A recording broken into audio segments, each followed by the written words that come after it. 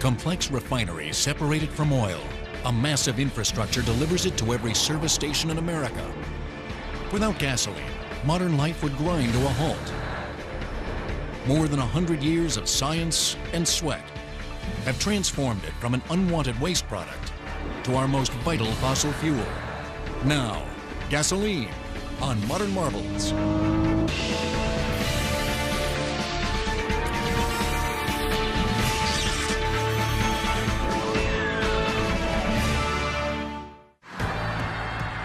Where would we be without gasoline?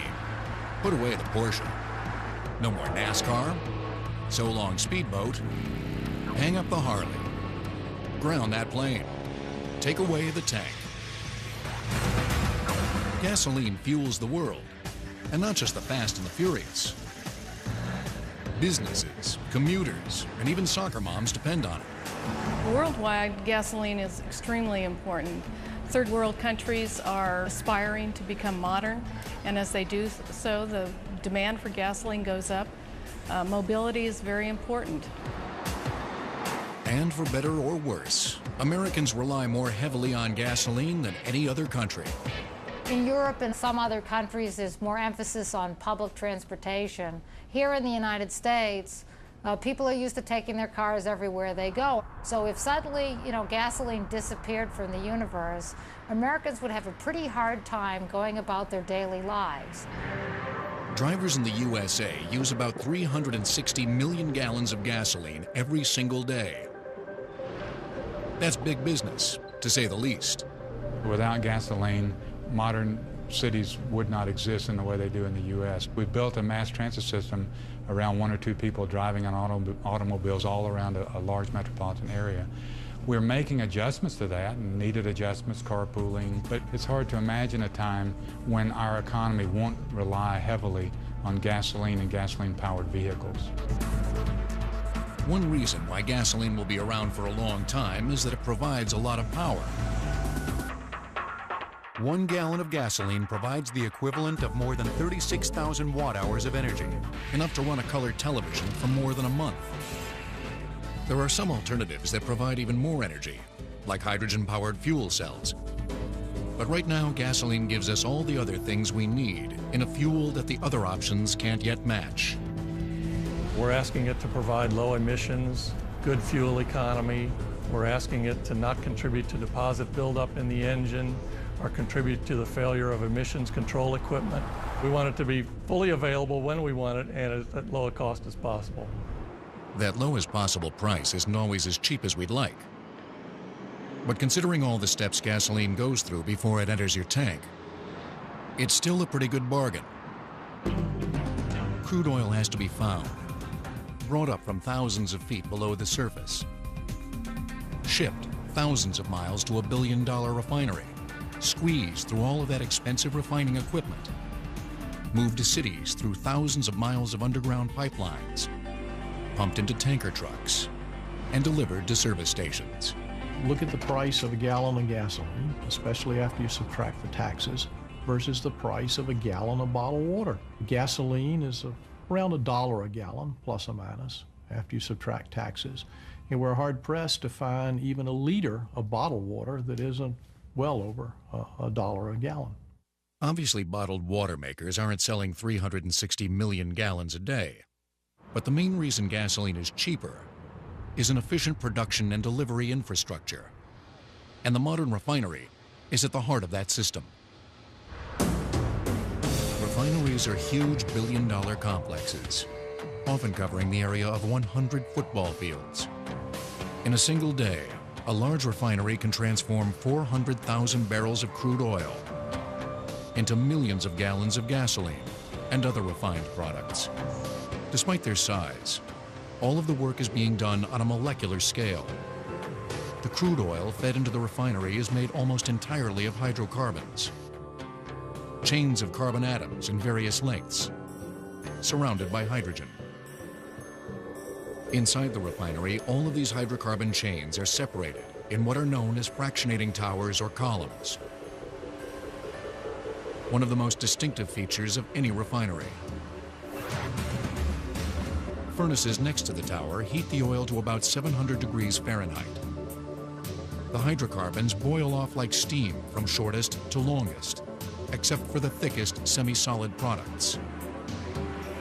And there are a series of trays in the column, so the lighter product will rise as a gas through what's called bubblers. They actually allow a liquid level to stay on the tray. The gas comes through until it comes to the point where it condenses at that level of cooling. We can draw off those fractions.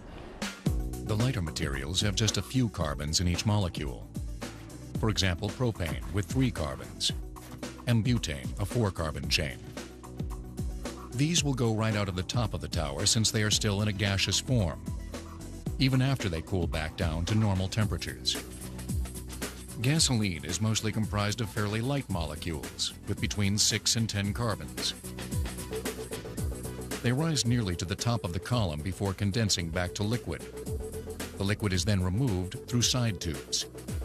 Kerosene, slightly heavier, weighs in at 12 to 15 carbons. Diesel fuel settles and condenses just below that, since it's in the 15 to 18 carbon range. Lubricating oils, including engine motor oils, are even thicker, since they have longer chains than gasoline or diesel. And the heavyweight products, with 20 or more carbons in each chain, collect at the bottom of the tower. These materials, such as paraffin wax and tar, are in a semi-solid state and never totally vaporize.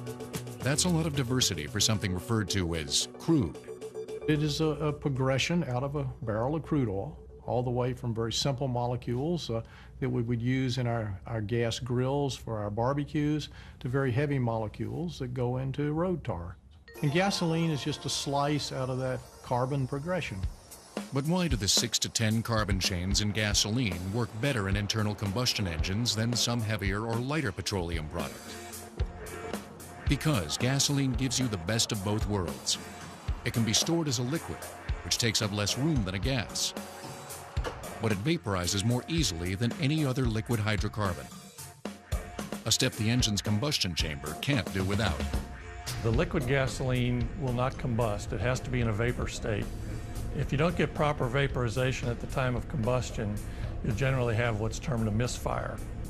And of course, that results in poor performance, poor fuel economy, high emissions. So when you put the pedal to the metal, gasoline is pumped from the tank to the engine. It mixes with air just before entering the combustion chamber, changing the liquid to a vapor. The vapor is squeezed as the cylinder comes up for more power, and the spark plug ignites the mixture. The force of the explosion propels the piston down, turning the crankshaft, which is connected to the transmission, which uses gears to send the right amount of power to the wheels for smooth acceleration. But some gasolines provide better acceleration and overall performance than others, which is the reason for the range of prices at the pump. The biggest difference between the best grades of gasoline, usually called premium, ultimate, or supreme, and the middle and regular grades, is the octane rating.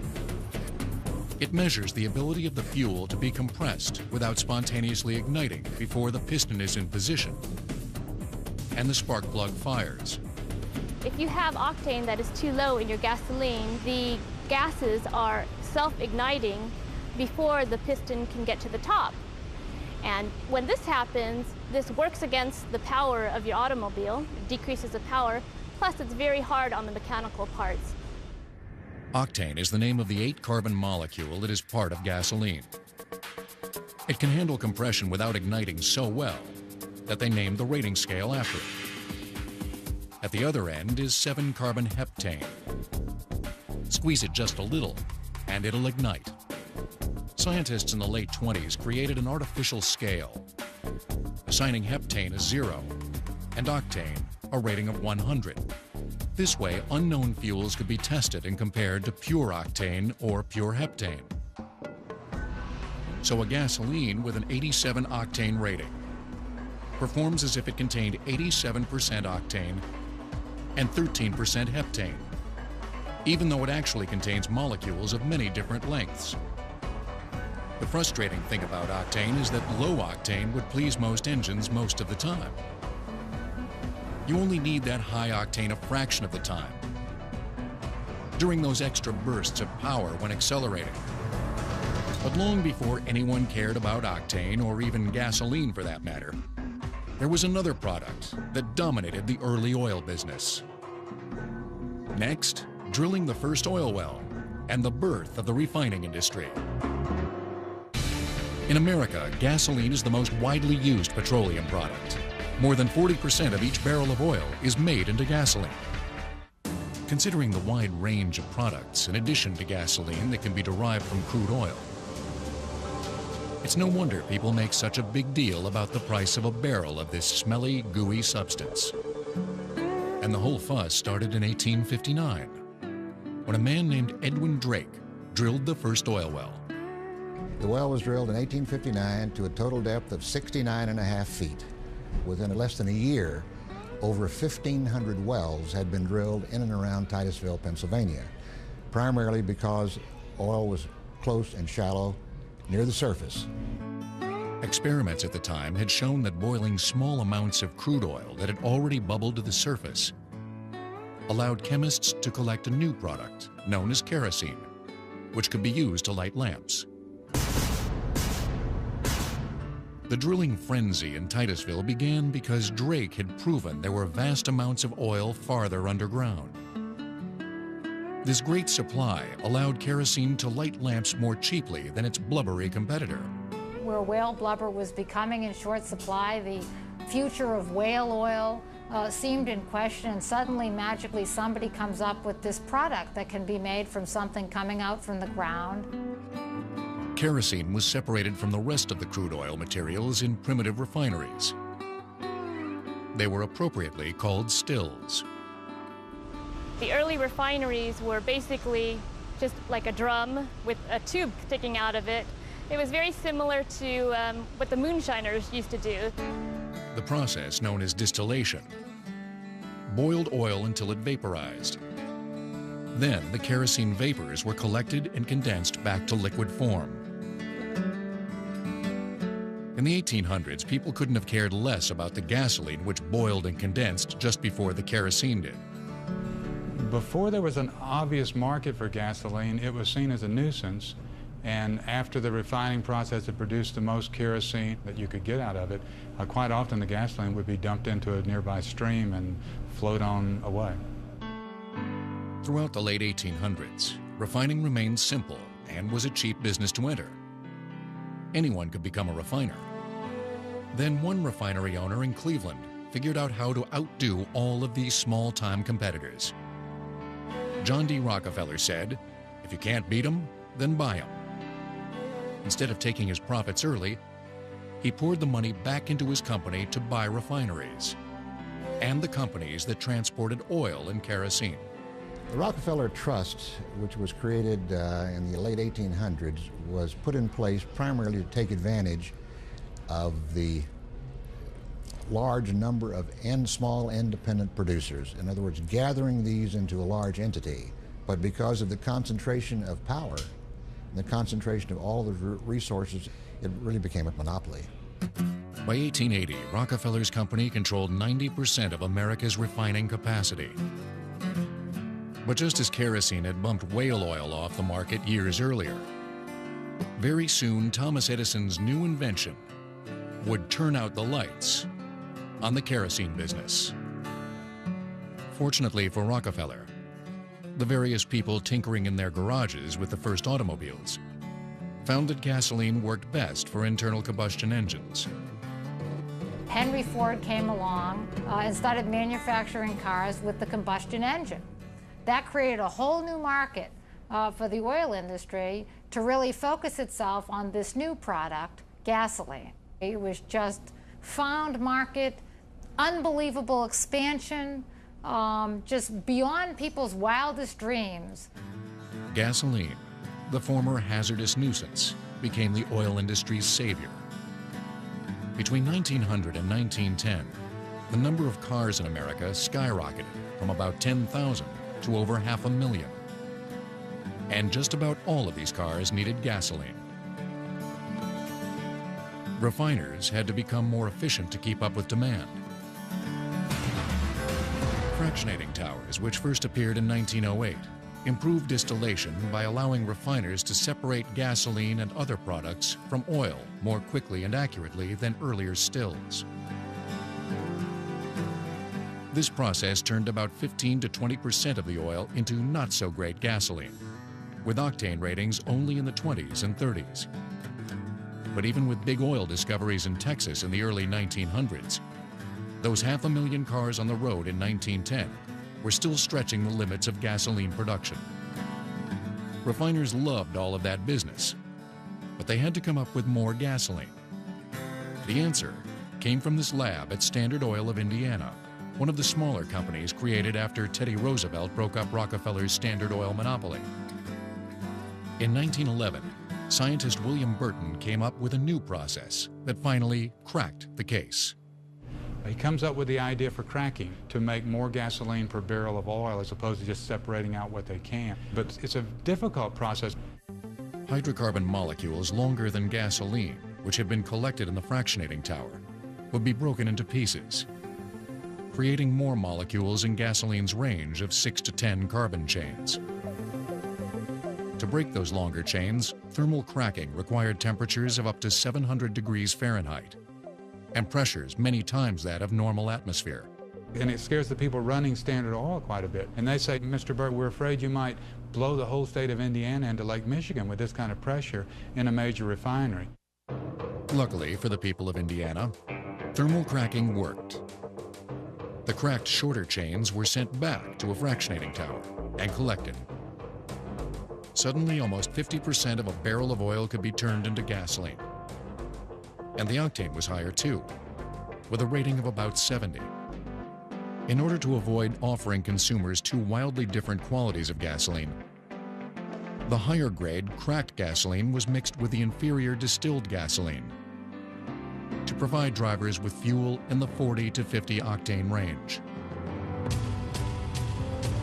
Thermal cracking spread throughout the industry, despite the expenses involved with such high heat and pressures.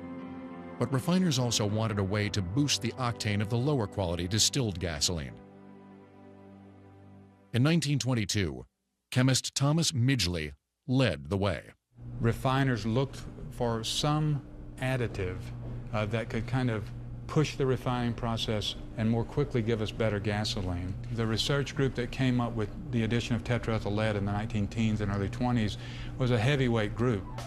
By 1925, the addition of lead helped boost consumer octane levels of gasoline about 10 to 15 points into the mid-50 range. The lead attached to gasoline molecules, making them more resistant to spontaneous combustion during compression. The quality kept getting better, but all that roaring around in the 1920s made quantity a problem once again. Competition was also racing ahead, with many more companies offering gasoline than today. Some were foreign-owned, such as Royal Dutch, and the English companies Shell and British Petroleum. Many others were spin-offs created when Standard Oil was dissolved a decade earlier.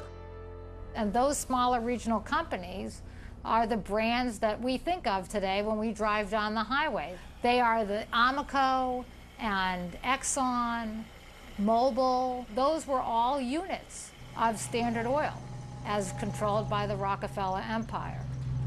Demand didn't increase as quickly during the Great Depression. At the same time, future supply didn't appear to be a problem when the first large oil reserves in the Middle East were discovered in 1938. But it would be several years before that oil would be available. And the beginning of World War II in 1939 led to a new critical need for gasoline and other oil products for military use. American refiners came through for the Allies by developing a new version of cracking that further increased gasoline yields from oil. Catalysts such as clays or precious metals were added to thermal cracking's extreme heat and pressure to crack the heavier hydrocarbons that wouldn't break before. Following another trip through a fractionating tower, gasoline yields from a barrel of oil went from about 45% to over 50%. The greatest advantage that the Allied forces had in World War II was an abundance of petroleum and petroleum products versus the Japanese and the Germans. Almost immediately after the beginning of hostilities, the industry was organized under the government to greatly expand the capacity. A completely new refining process in 1940 also helped fuel the Allied advantage during World War II. Besides breaking up heavier hydrocarbons, catalysts were also used to perform some molecular molding. Catalytic reforming created chemical reactions, which reshaped low-octane molecules into more desirable high-octane configurations. Superior fuel and firepower led the Allies to victory. After the war, gasoline helped ignite a post-war consumer boom. And it was clear that Americans were going to need a lot of gasoline to fuel this lavish new lifestyle. Next, making sense of the maze of pipes, towers, and other units inside a modern refinery. The first gas pumps had no displays at all. Customers in the early 1900s had to simply trust that the attendant was charging them for the right amount of fuel. From a distance, gasoline-producing refineries look pretty chaotic. Thick towers and thin towers placed at seemingly random intervals. Also dotting the landscape are squatty structures and storage tanks of various shapes and sizes. And all of this is connected by a spaghetti bowl of pipes, heading off in all directions. But there is a method to the seeming madness. It really does follow a flow. You can follow the flow of crude oil coming in. It then goes to the certain processes depending on how it's separated. And the reason that there are so many pipes going around the refinery is that we have to keep all those products separate. After arriving by tanker ship at the dock from the large oil fields of the world in Alaska, Mexico, Venezuela, and the Middle East, crude oil heads to a good old-fashioned distillation unit with a new twist. Refiners use vacuum pressure, creating conditions below normal atmospheric pressure to lower the boiling point of the materials, which lowers their big heating bills. Instead of 700 degrees, temperatures of 400 to 500 degrees Fahrenheit now do the trick. Like those of early refineries, the fractionating towers initially separate only about 20% of the oil into gasoline. The heavier products move to modern cat crackers, which now use fluid catalysts instead of solids to break things faster. And for the refiners, the quicker the cracking happens, the more gasoline they can squeeze out the other end in a single day. Another cracking process developed in the 1960s combines 1,000-degree heat, pressure up to 200 times atmosphere, and free-floating hydrogen atoms. Hydrocracking is a cracking process that's done in the presence of hydrogen. And so whereas other processes will give you a variety of different kinds of molecules, hydrocracking tends to give you just straight carbon chains that will be fully loaded up with the hydrogen. Straight carbon chains completely surrounded by hydrogen atoms are desirable because they are easy to reshape into high-octane gasoline later on. The light gases which traveled out the top of the distillation tower head to an alkylation unit. This time, low temperatures just above freezing and low pressures, along with acid catalysts, are used to join molecules. The best thing about alkylation is the product that we get out of alkylation units is very high in octane. Reforming units, similar to those developed during World War II, still use catalysts and heat to reshape gasoline molecules into the most desirable shapes. For reasons that even a chemist is hard-pressed to explain, ring-shaped gasoline molecules are higher in octane and burn cleaner, something which became very important in the 1970s, when refiners were ordered to get the lead out, which was still being added to gasoline to boost octane. When we discovered that lead was becoming deposited along roadways and posed a hazard to children, there was an effort to remove lead from gasoline. So we had to find other ways to boost octane and provide that performance. But those processes increased the cost of producing gasoline. The bar for low-pollution gasoline was raised even higher in 1990, when Congress passed the Clean Air Act. The most difficult thing we've asked refiners to do is, since the 1990 Clean Air Act amendments, is to come up with cleaner burning gasolines targeted for specific regions. We have gasoline standards for cities like Los Angeles or Houston, where the air pollution is a serious problem. They have different gasoline standards for Montana, when pollution is not such a big issue. There are probably 55 different kinds of gasolines in the United States that are shipped around the country to different locations. The gasoline sold in Montana and other low-pollution areas may produce more pollutants, but it's cheaper. This doesn't mean it's any lower quality. It's just not specially refined to burn cleaner than usual. Along with the varying standards, refiners also have to make summer and winter versions of all these different formulas, since outside temperatures can affect how gasoline vaporizes and the amount of pollution released. All of these different versions, combined with the huge cost of refining equipment and the pressure to keep gasoline prices low, add up to very tight economies. You have so much money invested in the plants, such high-tech equipment, that you need to keep them running 24 hours a day to get your return. Running non-stop at large refineries used to require several thousand workers. But due to computerization, only about 600 people per shift are needed today. The sophisticated units that produce millions of gallons of gasoline every day can be monitored from 1 or 2 control rooms. Other workers use bicycles, golf carts, and trucks to move around and perform all of the tough work. Out here, safety is the #1 priority. You were growing up in the refining country. It was not uncommon to have classmates whose dad had been killed in refinery explosions. It was just a fact of life. Things have really changed dramatically since then. But despite all of the costs and complexities of making gasoline, the job is only half done. Next, the amazing infrastructure, 100 years in the building, that moves gasoline to the marketplace. Refinery maintenance is usually done in the spring, before the summer driving season. At that time, the number of workers can suddenly triple. Long before high-tech tanker trucks did the job, at the dawn of the 20th century, horse-drawn wagons with wooden containers transported gasoline from refineries. They delivered fuel to general stores, where it was sold by the bucket.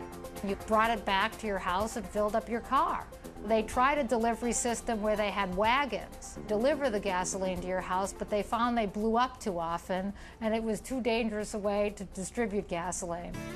To reduce gasoline's exposure to sparks and flames out in the open, especially near people's homes, Sylvanus Bowser of Fort Wayne, Indiana, adapted his oil pump for gasoline use in 1905.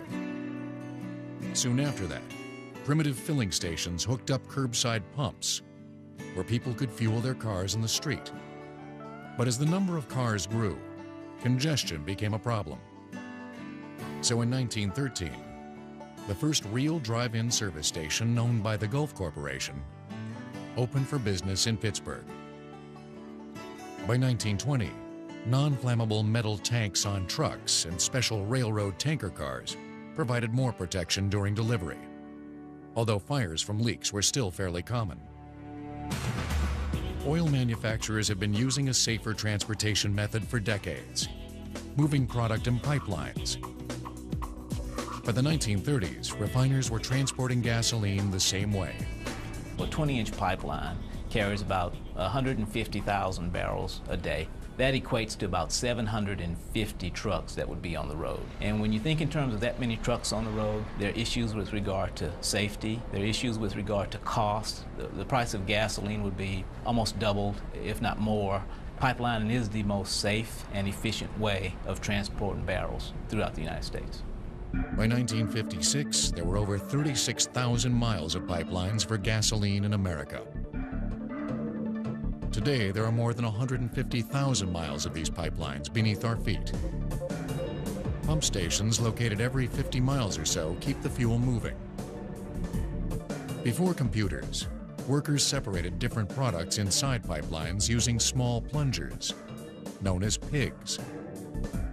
Their name came from the fact that they would make a squealing sound as they moved through the pipes. And they're still used today for cleaning. This is a pipeline pig. This is a cleaning pig. This is 4-inch in diameter, and these things come in various different sizes, as big as 60 inches in diameter. This actually travels along in the flow of the product. These cups are drive cups, so the fluid actually pushes the pig along the pipeline. Pipeline engineers have also developed smart pigs by attaching sophisticated electronic sensors to extra long units. They don't squeal, but they do talk back to the controllers, telling them exactly where cracks may be developing, so repairs can be made before a problem occurs. Gasoline and other products can now run continuously instead of shutting down to insert product-separating pigs, thanks to the computerized flow controls at a handful of traffic control centers. Here they keep the amount of mixing between products to a minimum. We have what's called a batching system. We'll batch gasoline, we'll batch premium and regular, diesel fuel, jet fuel, etc. We don't put anything in between those. There is some commingling of the product, and that's put into what's called a transmix tank, and then that's sold to a different market. Some of that mixture is sent back to refineries to be separated once again. The rest is sold to industries that can use any type of fuel to power their equipment. Pipelines are operated in one of two ways. 95% work as common carriers, and 5% are known as dedicated.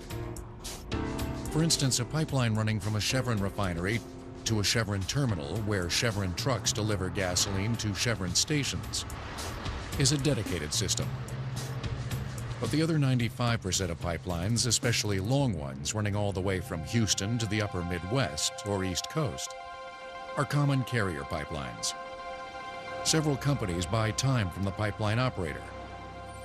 This system leads to a very interesting fact that gasoline companies don't exactly volunteer to consumers.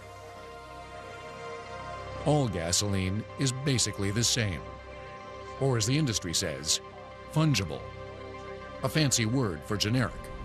When Shell puts in a barrel of gasoline in Houston, Texas, that barrel that Shell put in is not necessarily the same wet barrel that they'll get out in Chicago or some other location. But it is of the same specification required by all shippers. A shipper can put a barrel into our system at Baytown, Texas from a refinery today and take a barrel out of the system in the Midwest or Northeast on the same day. So they don't have to wait the 13-day transit time on our system. In this shared pipeline system, one company's regular unleaded or super unleaded is the same as another's. The last chance companies have to put their personal stamp on gasoline is at the terminal by mixing in chemical additives. There are the qualities that you want to make your particular product stand out. That's done by additives. And so there's an enormous amount of research going into additives that will clean the engine, that will stop corrosion, that will reduce the amount of wear. The only problem is that all of the chemical additives do basically those same few things, as well as boosting octane and lowering emissions. That means it's up to the marketing department to convince consumers that you can put a Tiger in your tank or drive your engine clean if you use the right brand. For a time historically, there were dramatic differences produced by different refining processes. But as time passes, by the 60s, 70s, and on into the present, those differences get a lot less, so that most companies, while they would like to advertise how much better their gasoline is than their competitors, are selling essentially the same product. The additives are stored separately at terminals. Pipelines from refineries feed directly into temporary gasoline tanks, capable of holding 50,000 gallons each. When a truck pulls up to what is known as the rack to be filled, pumps move the proper grade of gasoline out of the right storage tank and into the truck. The chemical additives kept in smaller tanks are put in at the last second, so mixtures can be precisely controlled. Our trucks have a capacity of about 9,000 gallons. With the system that we have here with the pumps, and our loading rack layout, we can load a truck in approximately 10 to 15 minutes. And that's from the time our driver pulls onto the rack and pulls off of the rack. From there, the drivers are off to the service station. Each truck is separated into 3 or 4 compartments, so different grades of gasoline can be delivered to underground storage tanks. This incredibly efficient delivery system helps keep gasoline prices low. But if gasoline is to remain the fuel of choice, it's going to have to compete with emerging lower-emission alternatives. Next, the future. Gasoline versus the alternatives. Large gasoline terminals can load 2 million gallons a day and operate 365 days a year. Today, gasoline is designed to produce less pollution than ever before. Special formulas of gasoline with reshaped molecules and catalytic converters on automobile exhaust systems both help cars run cleaner. But each gallon of gas still releases about 5 pounds of carbon and other pollutants into the atmosphere, mostly as invisible carbon dioxide gas. There's no question that lower emissions is the focus of fuel development today. We've made great strides over the past 30 or 40 years, but the greatest challenge for gasoline in the future is to maintain its focus on reduced emissions. Researchers are constantly testing different formulas of gasoline in engines under a variety of conditions to find the best combination of performance, reliability, and low emissions. At the conclusion of a test, we will tear the engines down, take a look inside, weigh specific parts, for example, to measure different performance features, and then evaluate our product and how to make improvements on that product. Besides being made cleaner, gasoline can also be mixed with other materials to reduce pollution. Combining gasoline with ethanol, an alcohol made from corn or other crops, is one way of slightly lowering emissions while also decreasing the overall consumption of gasoline. Cars in the Midwest already run on mixtures containing about 10 to 15% ethanol. But gasoline isn't the only current vehicle fuel that can be mixed with other products to lower emissions and reduce oil use. Diesel fuel can be combined with something known as biodiesel to achieve similar results. Biodiesel is produced from living plants such as soybean oil, and also can be produced from animal fat. Think of the grocery store, a bottle of general purpose vegetable oil. It isn't the raw oil from crushing the seeds. The material has been processed and refined to make it into a product that we would use for cooking. And the same type improvement of the oil through refining makes it into a material that's suitable as a diesel fuel. Since gasoline and diesel can both be mixed with lower emission materials made from renewable sources, it's hard to determine which combination makes more sense. The basic design of a diesel engine may eventually give that fuel the edge. The biggest difference is that diesel doesn't require a spark plug. We squeeze the diesel fuel down to a smaller volume that generates more heat, and that heat is then able to ignite the diesel without a spark. Because of the higher compression ratio, the diesel engine will be on average about 30% more efficient. Biodiesel and ethanol can also power their respective engines entirely on their own, with only minor modifications. This would lower emissions even further and drastically reduce oil dependency. But these biofuels may be hard-pressed to meet the demand for a huge number of cars. And most studies that I have seen suggest that the amount of cropland they require just exceeds the available cropland we have, even in a land-abundant country such as the United States. Since alternative gasoline and diesel mixtures still release pollution, the search continues for a true zero-emission answer. Electric cars don't pollute, but drivers can usually only drive about 100 miles before they have to stop to recharge.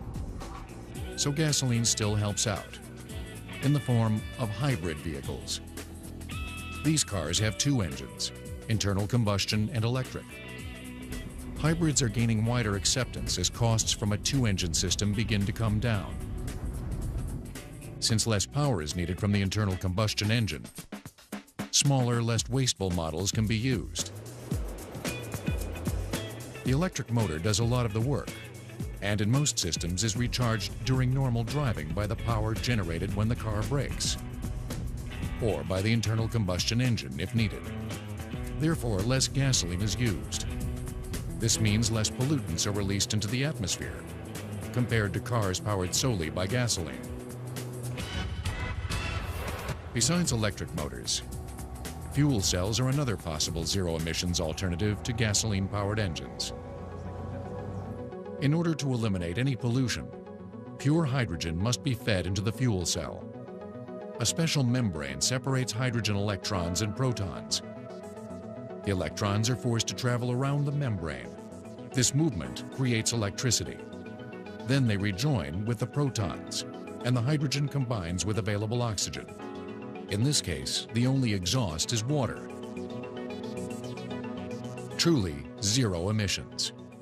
The problem is that pure hydrogen isn't so easy to come by. Hydrogen is cited by many scientists as our most abundant element on Earth, which it is. But the hydrogen that exists on Earth is combined with other elements, primarily as a hydrocarbon or as water. Pure hydrogen can be separated from other materials at special plants and is already being shipped to a small number of experimental hydrogen refilling stations. But it will take some time before pure hydrogen is available everywhere that gasoline is now. When we drive around, we don't think about the network that moves gasoline to our cities. When people talk about moving to the hydrogen economy, for example, that would require us to start all over again from scratch. So just as in hybrid electric cars, gasoline is sneaking into the fuel cell scenario, since it contains a lot of hydrogen. Powering fuel cells with the hydrogen found in gasoline would still produce some emissions. But since fuel cells are much more efficient than internal combustion engines, you'll be able to go a lot farther on that gallon of gas. An alternative that wouldn't require any infrastructure is solar power. It can already propel light research vehicles and may be used in the near future to provide part of a car's power. But it will be some time before researchers can squeeze enough horsepower from solar cells to fuel a heavy consumer car. Since the more immediately viable electric and fuel cell options still involve the use of gasoline, it seems this familiar fuel will be with us for some time. Gasoline has come a long way in 100 years, and apparently still has a long way to go. We've thoroughly adopted gasoline as a fundamental part of our economy, the fundamental driving force in our transportation system. What happens in the future will depend greatly on continuous technological advances and competing processes. The fuel race is on. Gasoline will keep getting cleaner. However, it seems likely that other fuels will eventually overcome their technical limitations or supply problems to surpass it. But in today's world, gasoline still reigns supreme.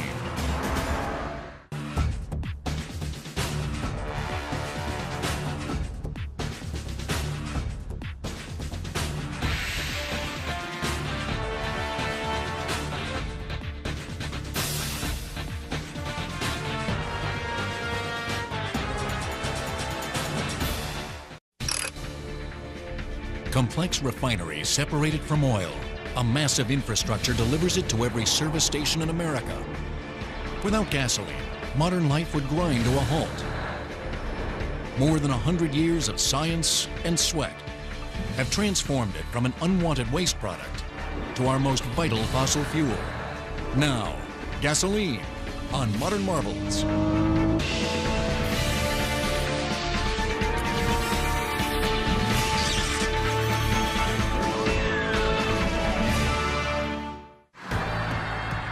Where would we be without gasoline?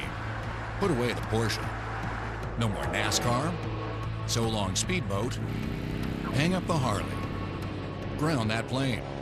Take away the tank. Gasoline fuels the world, and not just the fast and the furious. Businesses, commuters, and even soccer moms depend on it. Worldwide, gasoline is extremely important. Third world countries are aspiring to become modern, and as they do so, the demand for gasoline goes up. Mobility is very important. And for better or worse, Americans rely more heavily on gasoline than any other country. In Europe and some other countries, there's more emphasis on public transportation. Here in the United States, people are used to taking their cars everywhere they go. So if suddenly, gasoline disappeared from the universe, Americans would have a pretty hard time going about their daily lives. Drivers in the USA use about 360 million gallons of gasoline every single day. That's big business, to say the least. Without gasoline, modern cities would not exist in the way they do in the U.S. We built a mass transit system around one or two people driving on automobiles all around a large metropolitan area. We're making adjustments to that, and needed adjustments, carpooling, but it's hard to imagine a time when our economy won't rely heavily on gasoline and gasoline-powered vehicles. One reason why gasoline will be around for a long time is that it provides a lot of power. 1 gallon of gasoline provides the equivalent of more than 36,000 watt-hours of energy, enough to run a color television for more than a month. There are some alternatives that provide even more energy, like hydrogen-powered fuel cells. But right now, gasoline gives us all the other things we need in a fuel that the other options can't yet match. We're asking it to provide low emissions, good fuel economy. We're asking it to not contribute to deposit buildup in the engine or contribute to the failure of emissions control equipment. We want it to be fully available when we want it and at low a cost as possible. That lowest possible price isn't always as cheap as we'd like. But considering all the steps gasoline goes through before it enters your tank, it's still a pretty good bargain. Crude oil has to be found, brought up from thousands of feet below the surface, shipped thousands of miles to a billion-dollar refinery, squeezed through all of that expensive refining equipment, moved to cities through thousands of miles of underground pipelines, pumped into tanker trucks, and delivered to service stations. Look at the price of a gallon of gasoline, especially after you subtract the taxes, versus the price of a gallon of bottled water. Gasoline is around $1 a gallon, plus or minus, after you subtract taxes. And we're hard-pressed to find even a liter of bottled water that isn't well over $1 a gallon. Obviously, bottled water makers aren't selling 360 million gallons a day. But the main reason gasoline is cheaper is an efficient production and delivery infrastructure. And the modern refinery is at the heart of that system. Refineries are huge billion-dollar complexes, often covering the area of 100 football fields. In a single day, a large refinery can transform 400,000 barrels of crude oil into millions of gallons of gas.